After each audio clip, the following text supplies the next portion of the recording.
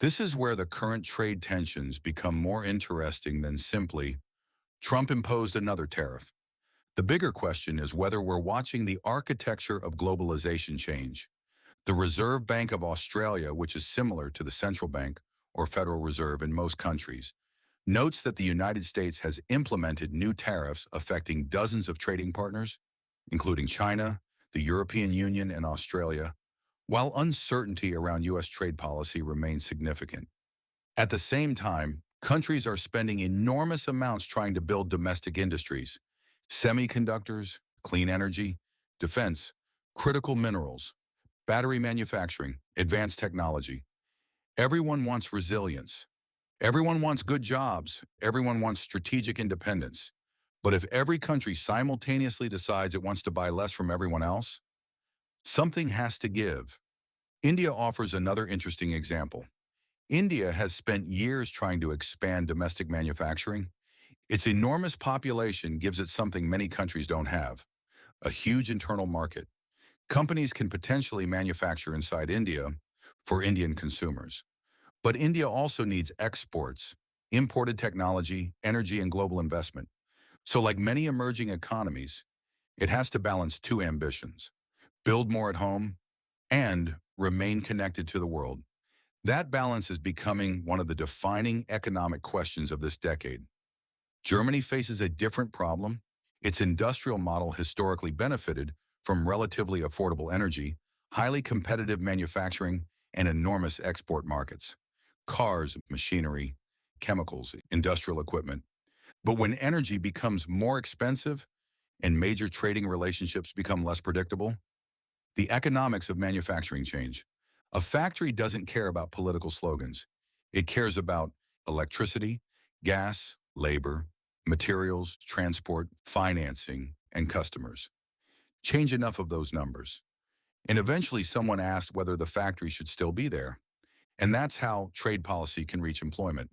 Suppose a tariff protects Ethan's factory from foreign competition. Good. His company hires more people.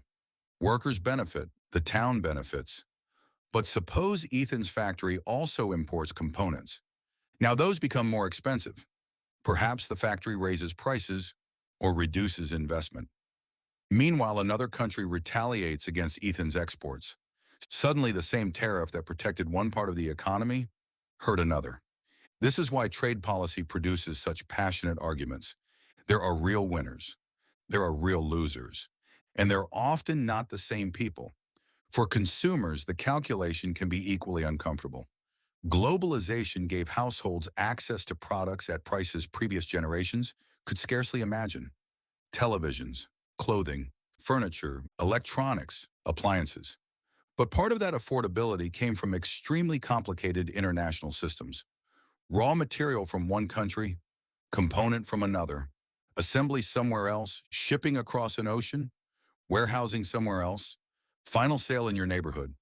When those networks work, you barely notice them. When they break, you suddenly discover how much of your life depends on places you've never visited. So are tariffs always bad? No, that's too simplistic. A country might decide that protecting a strategic industry is worth paying more. Defense manufacturing is an obvious example. Food security may be another.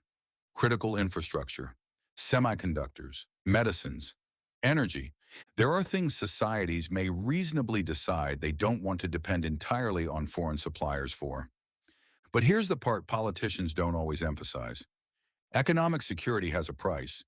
If domestic production costs more, someone pays. Maybe consumers, maybe taxpayers through subsidies, maybe businesses, maybe shareholders, maybe all of them.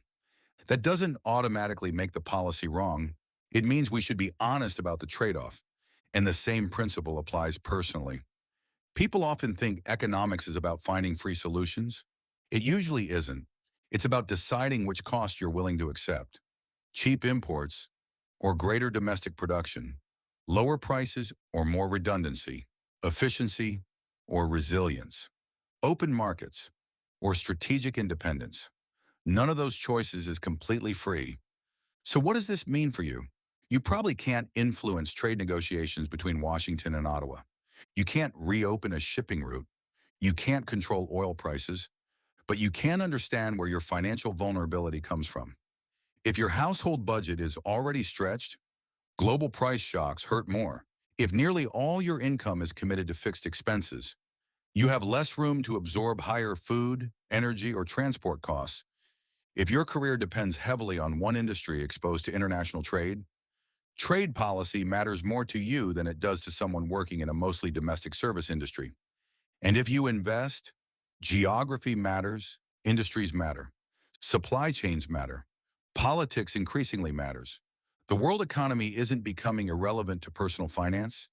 It's becoming harder to separate the two. There's an old idea in economics that trade allows countries to specialize. You make what you're relatively good at. I make what I'm relatively good at. We exchange. Both of us become richer. That insight hasn't suddenly stopped being true. But the world is adding another variable. Risk. What happens if the supplier disappears? What happens if war closes the route? What happens if a government blocks exports? What happens if your ally becomes your rival?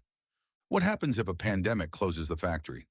For 30 years, businesses became extraordinarily good at asking, what's the cheapest way to make this?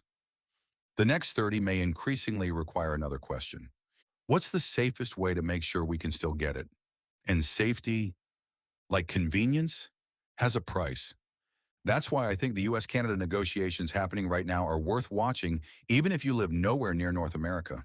The immediate story is about cars, steel, aluminum, tariffs, negotiators, deadlines. But underneath it is a much larger question. How interconnected does the world still want to be? In 1930, countries responded to economic fear by raising trade barriers. In the 1970s, energy shocks showed how quickly geopolitical events could become household inflation. In 2020, a pandemic exposed the fragility of hyper-efficient supply chains. And now in 2026, trade policy, energy security, industrial policy, and geopolitics are colliding again. History isn't repeating exactly, and it never does.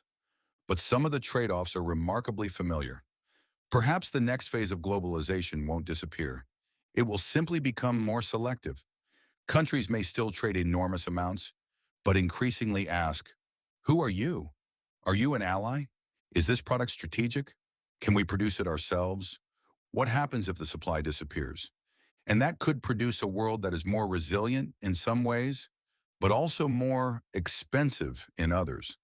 So the next time you see a headline saying 50% tariff, don't think only about politicians arguing at a border. Imagine the factory deciding where to buy steel, the farmer buying fertilizer, the trucking company buying diesel, the builder buying materials, the supermarket paying freight, the family buying a car, the worker wondering whether the factory will expand or close. Because international economics eventually becomes personal economics. Sometimes it just takes a while to reach your wallet. And right now, that journey is happening again. The United States and Canada may reach an agreement. The threatened tariffs may be reduced, some may disappear, others may remain. But the bigger trend won't disappear with one negotiation. Governments around the world are reconsidering the balance between cheap, efficient globalization and expensive, strategic resilience. And whichever direction they choose, will eventually see part of the bill. At the supermarket, at the petrol station, at the car dealership, on the electricity bill, in our investments, and sometimes in our jobs. So I'm curious, what country are you watching from? And are you already noticing trade tensions, energy costs, or global conflicts changing prices where you live? I genuinely like to compare the answers, because one of the fascinating things about this story is that the same global shock can feel completely different in Toronto, Sydney, London, Lagos, Mumbai, Berlin, or Beijing. And understanding those differences is probably more useful than pretending there's one simple answer. If you're interested in understanding the hidden economics, psychology, and systems shaping money, careers, and everyday life, consider subscribing. I'll see you in the next one.